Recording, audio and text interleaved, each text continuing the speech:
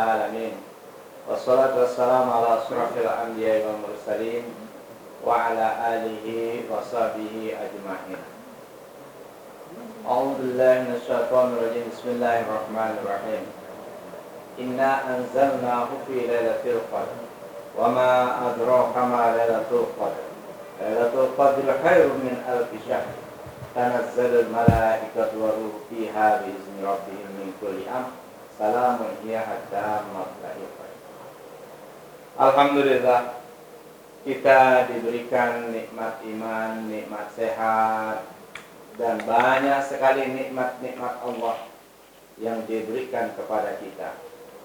Dan dengan nikmat itulah kita bisa melaksanakan ibadah puasa, kita bisa melaksanakan ibadah-ibadah yang lainnya, yang mudah-mudahan semua amal ibadah kita diterima oleh Allah Subhanahu wa Ta'ala. Selawat dan salam kepada Rasulullah Sallallahu Alaihi Wasallam. Mudah-mudahan kita sebagai pengikut beliau dan keluarga-keluarga kita, orang-orang yang kita cintai, mudah-mudahan termasuk di antara yang memperoleh syafaat beliau di hari kiamat. Hadirin para pemirsa yang dimuliakan Allah Subhanahu wa Ta'ala. Malam ini adalah malam ke-17 dari Ramadan tahun 1441 Hijriah. Malam ini kita akan berdiskusi tentang nuzulul Quran. Nah, karena itu bagian yang akan kita diskusikan, saya akan membagi menjadi 3 pembahasan. Yang pertama itu bagaimana sejarah turunnya Al-Quran. Maka kemudian nanti setelah itu kita akan masuk pada sesi berikutnya, yaitu bagaimana Lailatul Qadar itu sendiri. Kemudian yang terakhir, bagaimana hikmah dari nuzulul Quran. Hadirin para pemirsa yang dimuliakan Allah Subhanahu wa Ta'ala. Kalau kita ingin kembali kepada sejarah turunnya Al-Quran, maka kita harus mengakses tulisan-tulisan generasi-generasi awal pada masa Rasul Sallallahu Alaihi Wasallam. Ada beberapa buku sejarah yang bisa kita buka. Misalnya Siratun Nabi yang ditulis oleh Ibnu Ishaq, Siratun Nabi yang ditulis oleh Ibnu Hisam. Tapi yang banyak yang kita temukan adalah Siratun Nabi yang ditulis oleh Ibnu Hisam, murid dari Ibnu Ishaq. Di dalam riwayat yang disampaikan oleh Ibnu Hisam, jadi bahwa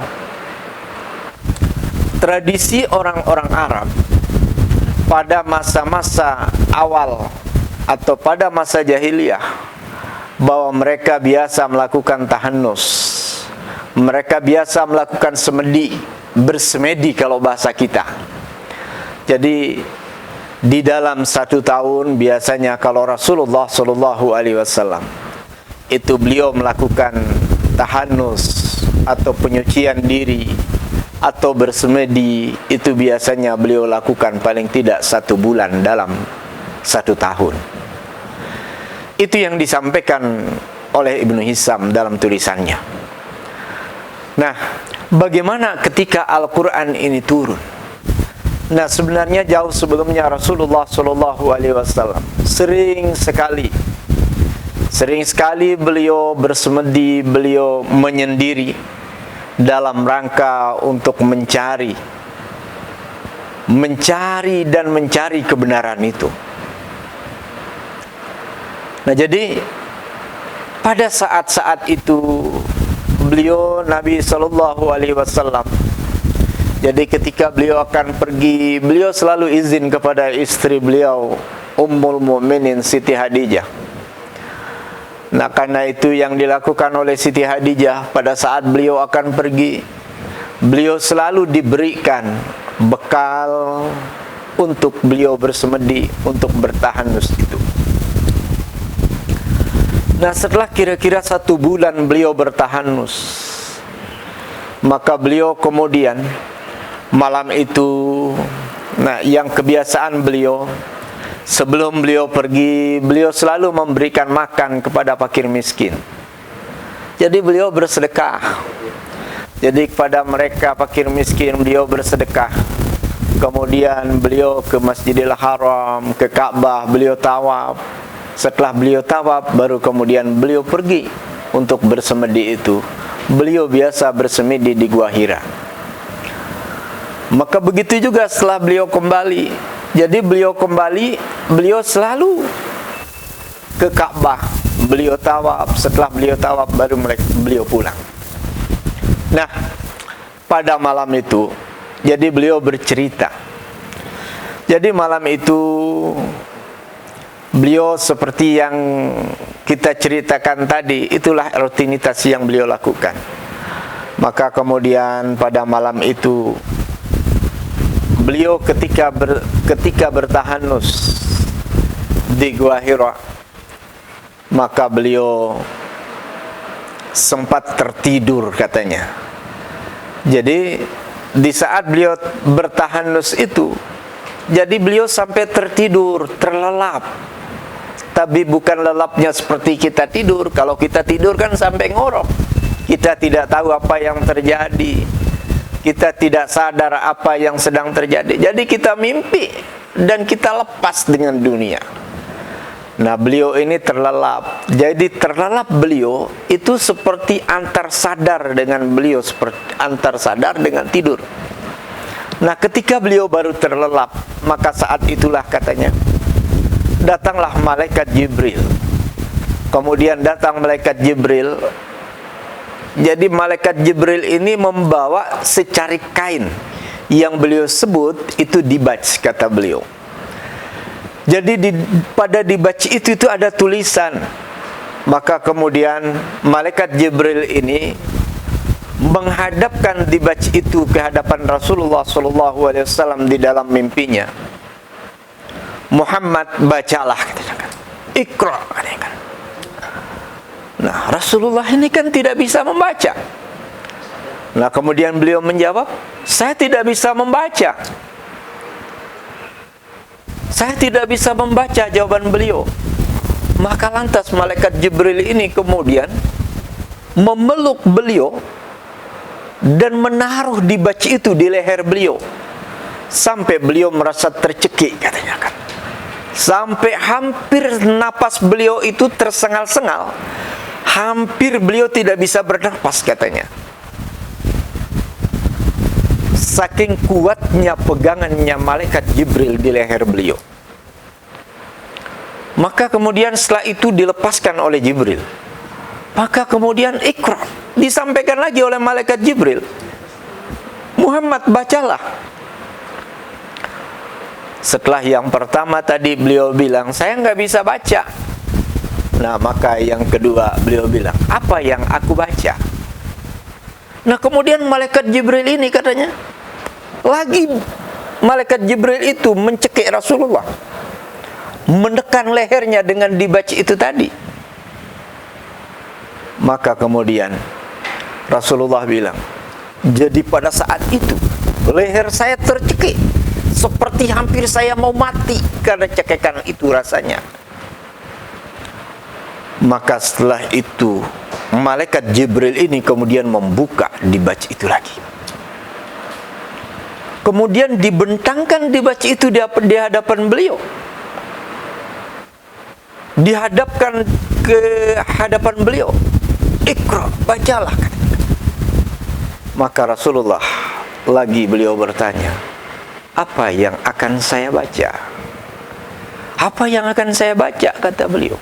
Lantas malaikat Jibril ini kembali mencekik beliau menggunakan dibaj itu tadi. Nah, ini cekikan yang berikutnya ini lebih kuat, lebih keras, lebih kencang. Nah, Rasulullah kemudian merasakan, saya hampir mati pada saat itu rasanya, kata beliau. Maka malaikat Jibril kemudian membuka kembali, dan barulah malaikat Jibril membaca Iqra Bismi rabbikal ladzi khalaq wa khalaqal insana min 'alaq. Iqra wa rabbukal akram allazi 'allama bil qalam.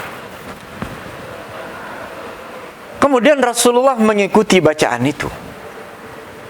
Rasulullah mengikuti bacaan itu. Setelah selesai beliau membaca, maka kemudian malaikat Jibril meninggalkan beliau dan Rasulullah Shallallahu Alaihi Wasallam terbangun. Beliau kaget. Apa yang beliau rasakan itu? Jadi kepergian malaikat Jibril itu menyisakan sesuatu di hati Rasulullah Shallallahu Alaihi Wasallam. Di hati beliau itu ayat yang tadi itu seperti tertulis di dalam hati beliau. Maka kemudian beliau keluar dari gua, lantas kemudian beliau berjalan. Maka kemudian terdengar suara dari atas, "Wahai Muhammad, engkau adalah utusan Allah. Engkau adalah Rasulullah. Aku malaikat Jibril." Jadi suara yang begitu menggetarkan dan menggema itu datang dari langit. Maka Rasulullah menghadapkan wajahnya ke atas, melihat kepada sumber suara itu. Ternyata beliau melihat malaikat Jibril seperti wajah seorang laki-laki. Beliau melihat malaikat Jibril seperti seorang laki-laki. Dilihat lututnya ke ufuk. Jadi malaikat Jibril dalam ukuran yang sangat besar, hampir tertutup langit itu. Bisa dibayangkan bagaimana Rasulullah SAW melihat sebuah makhluk yang bukan dalam mimpi, tapi dilihat dengan mata kepala beliau. Ukuran makhluk yang begitu besar, yang tidak pernah dilihat oleh siapapun. Tapi dari makhluk itulah keluar, setelah Rasulullah menghadap ke atas, kemudian katanya, malaikat Jibril lagi menegaskan, "Wahai Muhammad, engkau adalah Rasulullah. Aku adalah malaikat Jibril." Nah, Rasulullah terpaku. Jadi beliau tidak bisa berkutik. Terpaku, kalau bahasa Lombok Timurnya kebebang. Jadi beliau kebebang katanya. Apa kalau kebebang? Jadi iya, kemomotan kalau bahasa Lombok Tengah. Jadi kalau bahasa Mujur itu kemomotan, kalau bahasa Lombok Timur itu kebebang ya. Nah. Jadi terpaku, kaki beliau gemetaran. Beliau tidak bergerak sama sekali, tidak maju dan juga tidak mundur. Jadi pada saat itulah ternyata istri beliau Siti Hadijah yang berada di rumah sedang resah karena Rasulullah SAW belum pulang. Karena beliau terpaku kebebang, jadi wajah beliau tetap menghadap ke atas. Jadi ketika beliau dicari, jadi Siti Hadijah itu memerintahkan pembantunya untuk mencari beliau. Tapi ternyata sampai dia kembali, ternyata tidak menemukan Rasulullah SAW. Maka kemudian beliau Rasulullah SAW pulang. Setelah beliau pulang, katanya beliau kemudian pulang dan langsung menghadap kepada istri beliau, kepada Siti Hadijah. Jadi berceritalah kepada Siti Hadijah tentang pengalamannya. Tapi oleh Siti Hadijah, dia kaget. Beliau kaget melihat Rasulullah SAW, yang mana Rasulullah SAW tidak pernah dilihat seperti itu. Jadi wajah beliau yang pucat, wajah beliau yang dilihat seperti wajah yang ketakutan. Maka Siti Hadijah bertanya, wahai suamiku, apa yang sedang menimpamu? Apa yang pernah terjadi pada dirimu? Kenapa wajahmu berbeda? Seperti apa yang engkau tampilkan pada kebiasaannya? Maka Rasulullah SAW kemudian bercerita apa yang dialaminya, apa yang dilihatnya, disampaikan kepada istri beliau. Jadi saat itu beliau rebahan, beliau tertidur di paha istri beliau. Beliau bersandar di istri beliau dengan wajah yang pucat, dengan badan yang gemetar, tangan kaki yang gemetar. Saat itulah dia bercerita kepada istrinya. Maka sang istri tidak ingin melihat suaminya ini berlarut dalam kesedihan. Siti Khadijah kemudian berdoa, wahai suamiku, mudah-mudahan ini adalah awal. Mudah-mudahan Allah mengangkatmu menjadi nabinya, menjadi utusannya. Biarlah, izinkanlah aku untuk bertanya kepada anak pamanku, yaitu Warakah bin Naufal. Maka kemudian Siti Khadijah bergegas dan menggunakan pakaiannya. Kemudian dia pergi bertanya kepada pamannya, kepada Warakah bin Naufal. Maka ketika sampai di rumahnya Warakah, Warakah pun terkejut. Kenapa pagi buta, masih gelap, keponakannya itu datang bertanya kepadanya. Ditanya, ada apa wahai keponakanku? Iya paman, ini barusan ini telah terjadi sebuah peristiwa yang dialami oleh menantumu Muhammad, katanya kan. Wah, apa? Maka apa yang terjadi itu diceritakan kepada Warakah bin Naufal. Kemudian Warakah ini menjawab, wahai anak saudaraku, kalau apa yang engkau ceritakan ini benar adanya, maka yang datang kepada suamimu itu adalah malaikat Jibril yang pernah datang kepada Nabiullah Musa alaihissalam. Dan inilah malaikat Jibril yang pernah datang kepada Nabi Isa alaihissalam. Maka inilah dia, suamimu adalah nabi yang terakhir yang diutus oleh Allah subhanahu wa ta'ala. Maka kemudian sang istri ini kemudian pulang dan bercerita kepada Rasulullah sallallahu alaihi wasallam. Nah, selang beberapa hari, maka Warakah bin Naufal ini pergilah, dia sedang tawaf. Pergilah tawaf ke Ka'bah. Nah, begitu juga Rasulullah saat itu sedang tawaf. Nah, di saat itulah kemudian Warakah melihat Rasulullah sallallahu alaihi wasallam, dipanggilnya, wahai anak dari misanku, aku ingin bertanya kepadamu. Apa yang engkau ingin tanyakan? Apakah betul apa yang diceritakan oleh Siti Khadijah itu yang engkau lihat? Betul. Nah, kemudian dia bersumpah, demi Allah yang di dalam genggamannya,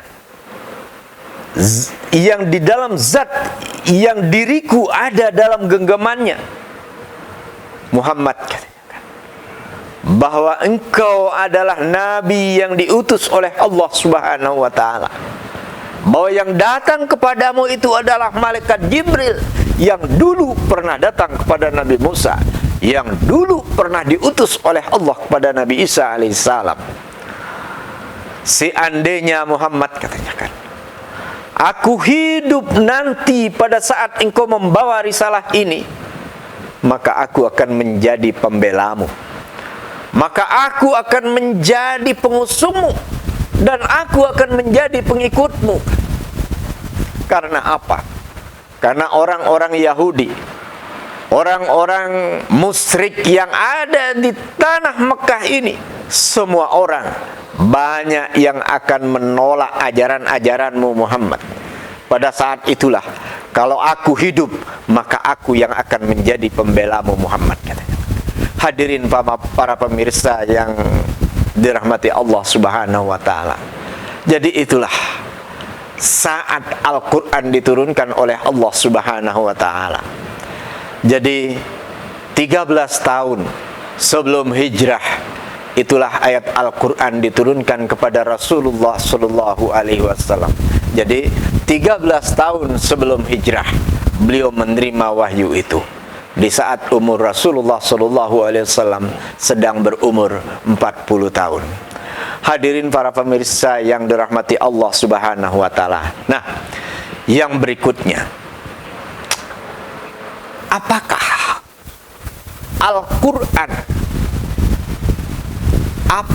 Al-Qur'an itu akan tetap turun sampai sekarang? Tentu tidak. Tapi pertanyaannya, apakah Lailatul Qadar itu akan tetap ada apa tidak? Nah, karena sebagaimana yang kita baca ayat tadi, Inna anzalnahu fi Lailatul Qadr. Wa ma adraka ma Lailatul Qadr. Lailatul Qadr khairum min alfi syahrin. Tanazzalul malaikatu waruhu fiha biizni rabbihim min kulli amr. Salamun hiya hatta matla'il fajr. Jadi umat Muhammad itu, jadi kalau dia beribadah pada malam Lailatul Qadar itu, jadi ada kesamaannya malam Lailatul Qadar, yaitu malam yang Al-Qur'an diturunkan oleh Allah. Nah, pada malam Al-Qur'an diturunkan Allah, itu tanazzalul malaikatu waruh. Malaikat-malaikat itu turun, dan termasuk di sana malaikat Jibril itu juga turun. Nah, pertanyaannya, apakah kita akan dapat Lailatul Qadar apa enggak? Kalau ayat Al-Qur'an sudah selesai, Al-Qur'an tidak turun lagi. Tapi apakah kita bisa mendapatkan Lailatul Qadar apa tidak? Kalau kita melihat, jadi menurut para ulama, Lailatul Qadar itu, kenapa dia disebut Lailatul Qadar? Jadi kalau dari sisi makna, Lailatul Qadar itu yang pertama, itu qadar itu bisa berarti penetapan. Jadi karena pada malam itu Allah menetapkan takdir makhluk itu selama 1 tahun itu. Setahun ke depan, itu takdirnya malam itu ditetapkan, kata ulama. Nah, karena itu, pada malam itu kita berdoa supaya takdir yang Allah berikan kepada kita adalah takdir yang baik. Jadi kalau takdir belum terjadi, kita masih mungkin. Nah, jadi seperti yang pernah terjadi, peristiwa yang paling sampai sekarang, dan ini kaitannya dengan pandemi ini. Jadi ketika Sayyidina Umar akan masuk di sebuah wilayah, jadi beliau itu diingatkan, wahai Sayyidina Umar, jadi di kampung sebelah itu sedang terjangkit penyakit taun. Apakah engkau akan masuk ke dalamnya? Maka Sayyidina Umar bilang pada sahabat, wahai sahabatku, kita berhenti di sini dan kita tidak masuk ke kampung itu. Para sahabat penasaran, kenapa ya Amirul Mukminin? Beliau jawab, kalau kita masuk, itu kita sama artinya dengan mau bunuh diri. Loh, apakah engkau akan menghindar dari takdir Allah? Maka beliau menjawab, kita beralih dari satu takdir kepada takdir yang lain. Kalau kita masuk, kita akan kena penyakit. Tapi kalau enggak, jadi kita tidak akan kena penyakit itu. Nah, ini dalam kaitannya dengan pandemi sekarang ini. Jadi bahwa takdir Allah itu akan terjadi sesuai dengan apa yang kita usahakan juga. Jadi bahwa takdir itu bisa berubah. Ya seperti tadi. Jadi kalau kita tahu di sana ada orang kena virus corona, ya jangan kita masuk. Atau ada kemungkinannya kita harus jaga jarak dengan orang. Nah, itulah kita dalam rangka untuk mencari takdir Allah yang lebih baik. Oke. Yang makna qadar yang kedua, itu berarti kemuliaan. Kenapa Lailatul Qadar itu disebut malam kemuliaan? Karena pada malam itu Al-Qur'an diturunkan oleh Allah. Jadi dia mulia malam itu karena Allah menurunkan Al-Quran di dalamnya. Kalau tidak turun Al-Quran, ya nggak mulia. Makanya malam Lailatul Qadar itu akan tetap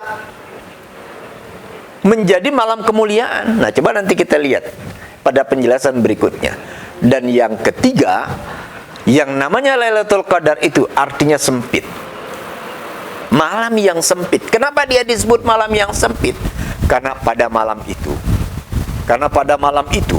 malaikat itu turun. Bayangkan, malaikat itu turun. Jadi ribuan, banyak sekali malaikat. Bukan ribuan, banyak sekali malaikat di langit pada turun. Jadi kalau jarum jatuh, seandainya malaikat itu kita lihat, maka dia tidak akan pernah jatuh ke tanah. Tapi kan dia bisa kita lihat. Jadi saking sempitnya malam itu.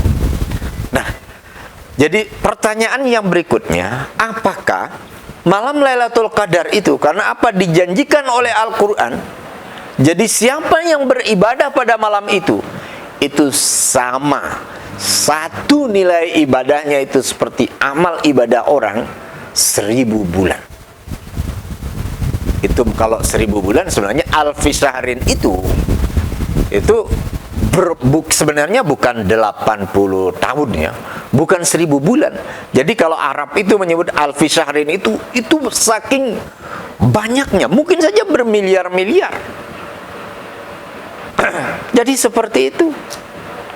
Nah, jadi tanazzalul malaikatu waruh. Nah, apakah malam ini Lailatul Qadar ini akan tetap turun apa enggak? Akan tetap ada apa enggak? Kalau menurut penjelasan Al-Quran, itu coba ya. Wa ma adraka ma Lailatul Qadr.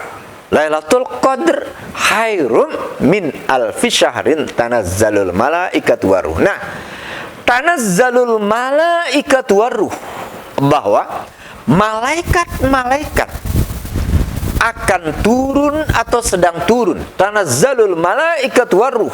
Nah, Al-Quran, redaksi Al-Quran ini menggunakan fi'il mudhari'. Karena dia fi'il mudhari', maka dia akan turun atau sedang turun. Nah, seandainya dia menggunakan redaksi fi'il madi, maka telah turun, nggak akan turun lagi. Nah, tapi karena redaksi di sini adalah tanazzalul malaikatu waruh, tanazzalul malaikatu waruh di sini itu akan turun atau sedang turun. Nah, jadi bahwa pada malam Lailatul Qadar itu, jadi kita bisa menemukan malam Lailatul Qadar itu. Nah, sekarang ada pertanyaan. Jadi, siapakah yang mendapatkan Lailatul Qadar itu? Cuma kan sering kalau dulu kita masih kecil itu, katanya kalau malam Lailatul Qadar itu, air di sungai itu yang lari ke bawah itu balik ke atas katanya kan. Oh, senang kita dulu. Jadi malam-malam Lailatul Qadar, malam-malam ganjil, kalau di kampung itu disebut malam-malaman 21, 23, 25, 27, 29. Jadi kita rame-rame buat lampu. Namanya dilajojor. Itu terbuat dari lampu apa namanya? Daun jarak. Nah, jadi kita buat. Jadi untuk menyambut malam Lailatul Qadar itu, jadi kita membawa lampu itu. Nah, kita rame-rame bilang, nanti kita lihat kalau ada air berlari ke atas berarti malam Lailatul Qadar itu. Nah, tapi ternyata itu nggak pernah kita lihat gitu. Tapi bahwa kita harus yakin, Al-Quran menegaskan bahwa malaikat-malaikat itu akan turun pada malam Lailatul Qadar. Nah, itulah yang perlu kita jaga. Nah, di mana tempatnya? Allah merahasiakan. Jadi kalau ditahu ya mungkin semua kita nggak ada yang tidur malam itu. Kita akan ibadah terus. Kita akan ibadah sampai sebelum subuh, sampai subuh kita akan ibadah terus. Tapi Allah merahasiakannya. Artinya bahwa hanya mereka yang memang sengaja mencari yang akan mendapatkan. Kalau orang nggak pernah mencari, nggak mungkin mendapat. Karena tidur melulu kan. Nah, tapi bahwa orang yang mencari, nah karena itu berusahalah kita jaga malam-malam ganjil ini, supaya kita jaga agar kita memperoleh bagiannya. Nah, apa yang terpenting dalam kehidupan kita sehari-hari di dalam membangun atau supaya kita bisa mengambil hikmahnya dari nuzulul Quran ini, marilah kita menjadikan Al-Quran ini menjadi imam kita. Kita biasa membaca Al-Quran, kita budayakan membaca Al-Quran. Kemudian kalau kita bisa menghafal, mari kita hafal. Nah, cuma yang paling penting dari semua itu adalah bagaimana kita memahami, bisa mengambil pelajaran dari ayat-ayat Al-Quran. Bagaimana pemahaman-pemahaman sehingga ini bisa kita implementasikan dalam kehidupan sehari-hari kita. Jadi Al-Quran itu bukan hanya kita baca, bukan hanya sekedar kita simpan saja, enggak, tapi kita memahaminya. Jadi kita belajar, di mana ada pengajian-pengajian kita ikuti. Nah, sambil juga kita membaca buku-buku tafsir dan lain sebagainya. Untuk apa? Supaya kita bisa mengambil kemanfaatan atau nilai-nilai yang ada dalam Al-Quran itu sendiri. Terima kasih, kurang lebihnya mohon maaf. Mudah-mudahan ini bermanfaat khususnya bagi saya dan bagi kita semua. Mudah-mudahan memberikan manfaat dan Al-Quran menjadi hidayah buat kita, dan dia akan menjadi penolong buat kita di akhirat kelak. Terima kasih. Wallahul muwaffiq wal hadi ila sabilir rasyad. Wassalamualaikum warahmatullahi wabarakatuh.